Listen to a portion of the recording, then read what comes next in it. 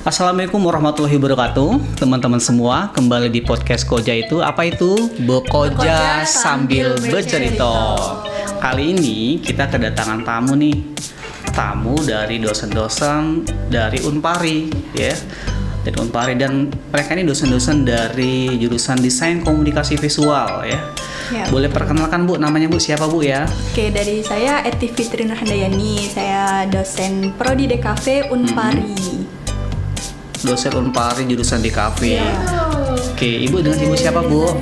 Dian Fitriani. Bu Dian Fitri. Boleh lihat kameranya Bu biar kelihatan Bu. Oke, dosen Oke. DKV juga. Oke. DKV Unpari. Ya, Itu aja ya. Tolong di follow dong anak-anak DKV, mahasiswa DKV di Unpari, silakan follow di akun Koja Gito. Akun ini sifatnya masih baru Bu ya, masih baru dan masih butuh dukungan dari teman-teman alumni, teman-teman dari kampus dan lain sebagainya. Maka kita perlu kolaborasi biar ada faedahnya, karena kita bergerak di bidang pendidikan. Maka fokusnya gimana caranya pendidikan kita tuh semakin maju, terutama di jurusan multimedia dan DKV. Gimana caranya belajar broadcasting, gimana caranya mendesain dan lain sebagainya. Dan di SMK 1 jurusan DKV dan multimedia itu relate dengan apa yang diajarkan oleh ibu-ibu dosen ini. Oke, kalau boleh tahu nih Bu, jurusan DKV di Unpar itu udah berapa lama Bu ya? Kalau berdirinya DKV itu baru di tahun 2022 Pak. 2022. Karena sudah ada 3 angkatan. Sudah ada 3 angkatan. Iya. Oke. Jadi 2022, 2023 dan angkatan 2024. Oke, dari dulu. Untuk tahun ini jumlah mahasiswa yang jurusan DKV yang daftar ada berapa banyak Bu ya? Untuk tahun ini kita ada 14 mahasiswa Pak. 14 Angkatan mahasiswa. tahun ini. Angkatan tahun ini ada 14 ya. Iya betul Pak. Oke. Untuk prodi baru lumayan lah ya. Lumayan, Prodi Pak. baru lumayan. Harapannya nanti kedepannya bisa lebih Iya. dari itu. Dan seharusnya kalau anak-anak di SMK 1 mau lanjut ke jenjang yang lebih tinggi, ya larinya ke Unpari. Iya betul Iya. Pak, karena ada relate tadi Pak ya. Ya, relate. Ada Jadi desain apa yang dipelajari di visual. masa SMK itu semakin ekspor ke depan tuh pada saat kuliah di kafe di Unpari. Iya betul gitu. sekali Pak. Nah, yang pasti kebetulan saya kan ngajar di multimedia nih Bu. Multimedia. Saya ngajarnya desain grafis percetakan, kemudian teknik audio video. Kebetulan juga alat-alatnya sudah mendukung. Nah, kalau misalkan nanti di kuliah, kalau di semester 1, 2, dan 3 tuh basicnya tuh apa dulu sih yang dipelajari biar anak-anak kita di SMK ini tahu apa sih kedepannya yang dipelajari ketika mereka mengambil jurusan di kafe gitu.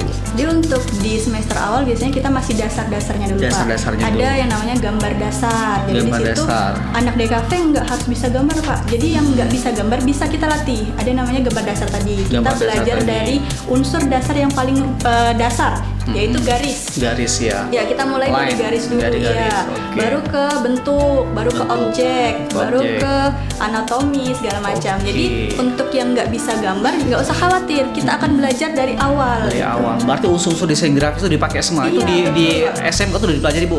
Unsur desain grafis kalau nggak salah 8 tuh, mulai Iya. dari garis, line, shape, Iya, bentuk, betul. ruang, kemudian tekstur tuh ada semua. Iya, betul, Dan Pak. itu sudah dipelajari di di kelas 11 dan kelas 12. Berarti kalau pada saat di semester 1 dan 2 masih basic, masih sama Iya, ya. ada Tinggal namanya- diperdalam kali ya. Ada tipografi dasar juga. Oh iya, tipografi dasar ada juga. studio dasar. Oke. Di semester awal biasanya masih belajar yang dasar-dasar dulu Pak. Oke, dasar-dasar. Nah, yang pasti ketika mereka kuliah mengambil jurusan di kafe, mereka kan intinya kan pengen kerja nih ke depannya. Iya betul Pak. Dia bekerja sesuai dengan fashion mereka, kemudian mereka itu ketika bekerja tuh jadi enjoy karena menikmati apa yang mereka pelajari. Iya Nah, betul Pak. biasanya nih jurusan di kafe itu kalau sudah S1 tuh gelarnya apa dan biasanya tuh relate-nya pekerja di bidang apa tuh Bu? Di perusahaan atau di swasta lah intinya gitu.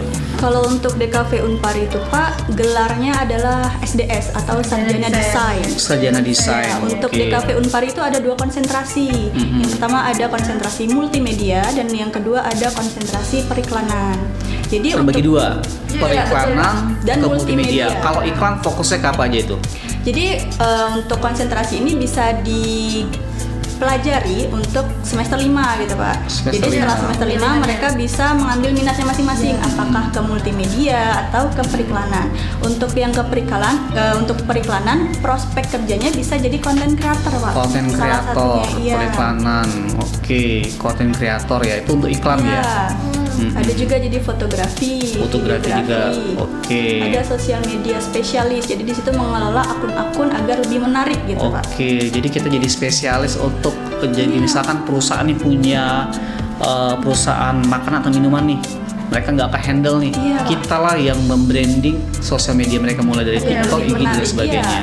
Oke, gitu. Itu untuk jurusan periklanan. Iya, Kalau iya, multimedia, Kalau untuk multimedia itu banyak Pak, bisa jadi animator salah satunya. Oke. Ada juga jadi desainer grafis ya Pak, yang memang sekarang kan lagi dibutuhkan ya Pak. Iya, Jadi ilustrator Oke. dan lain sebagainya berhubungan dengan multimedia. kalau aplikasi yang dipakai nih apa aja sih Bu? Kalau untuk animator, desain grafis dan lain sebagainya Ada tadi. banyak Pak, kalau misal kita ada Adobe Illustrator. AI, Iya, ada After Effects. After Effects. Ada untuk gambar Ibis Pen kita pakai juga. Ibis Pen pakai Iya. juga. Oke. Terus Figma yang tadi habis Figma dipakai juga.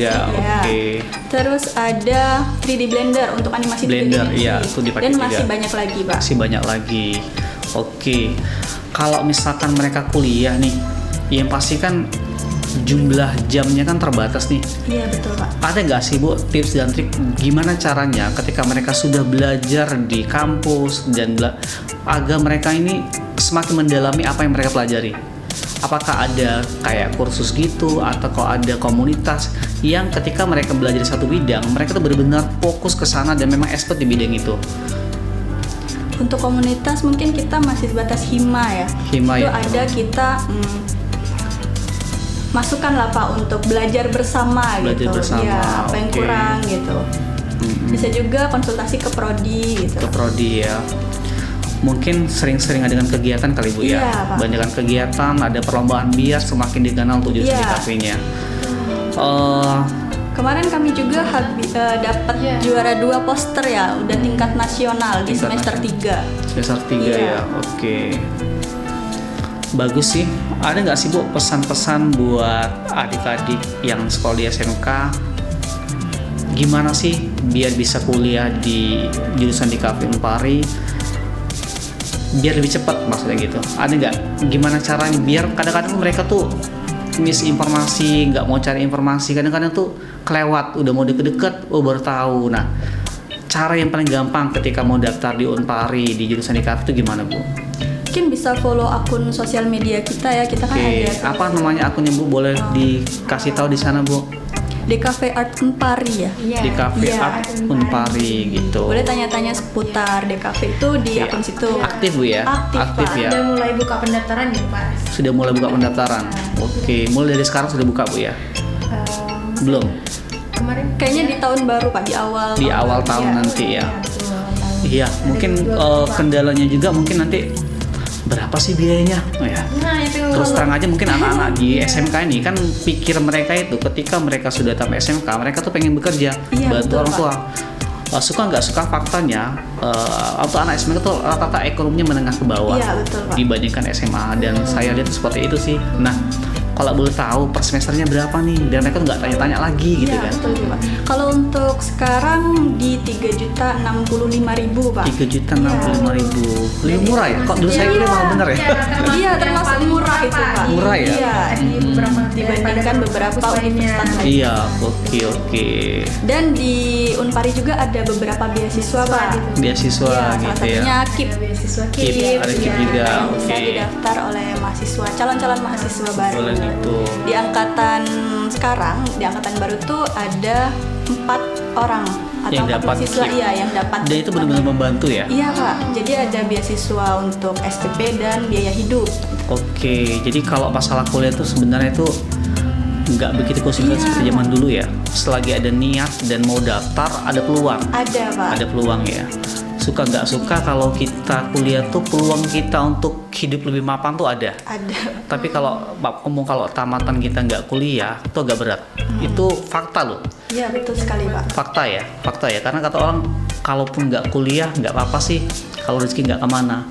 Tapi kalau secara data peluang kehidupan orang yang kuliah itu ekonominya meningkat, status sosial meningkat tuh lebih besar dibandingkan yang nggak kuliah. Iya, betul sekali. Itu faktanya. Jadi untuk anak-anak SMK yang pengen lanjut kuliah boleh lanjut ke Unpari ya, karena relate dengan jurusan kita di jurusan multimedia. Oke, mungkin itu aja sih Bu. Podcast kita kali ini. Ada pesan, masukan atau apa-apa yang perlu dibicarakan, perlu diomong, boleh deh di sesi terakhir Ibu Eti ya. Iya, betul Pak. Ibu Dian nggak ngomong-ngomong nih jadi. Nanti Pak pesan-pesannya juga. Iya, boleh gitu. boleh. Untuk masih siswa multimedia ya Pak khususnya, silakan kalian bergabung bersama kami karena ada banyak jurusan atau hal lain yang bisa relate dengan sekolah kalian sebelumnya. Iya, boleh. Jadi untuk siswa-siswi calon mahasiswa lah, jangan takut untuk mencoba gitu. Kalau kita mau berusaha pasti kita bisa gitu. Ada jalan Bu ya. Ada jalan menuju Roma, Pak. Ada jalan menuju Roma. Kadang-kadang orang itu bertanya nih, oh jurusan di kafe itu kerjanya di perusahaan apa? Jurusan di kafe itu kerjanya di mana aja? Di semua perusahaan. Iya, betul Pak. Dan mereka kerja itu nggak seperti yang sifatnya administrasi dan sebagainya. Biasanya sifatnya profesional, dibutuhkan paling 1-2 orang Ya, di satu instansi, tapi mereka tuh benar-benar diperlukan gitu. Ya, betul. Sama kayak jurusan IT, dia tuh nggak banyak, tapi benar-benar urgent di salah satu perusahaan gitu. Karena kadang-kadang mikir, misalkan jurusan ekonomi kerjanya di kantor ini kan jelas nih. Kalau jurusan di kafe itu di mana aja ada, bisa ya, di Pak. mana aja, nggak mesti dia swasta bisa, di BUMN bisa dan bisa semua, ya. Oke, teman-teman semua, mungkin itu aja pembicaraan kita kali ini. Mudah-mudahan ada faedah buat kalian. Saya akhiri. Assalamualaikum warahmatullahi wabarakatuh. Bye bye.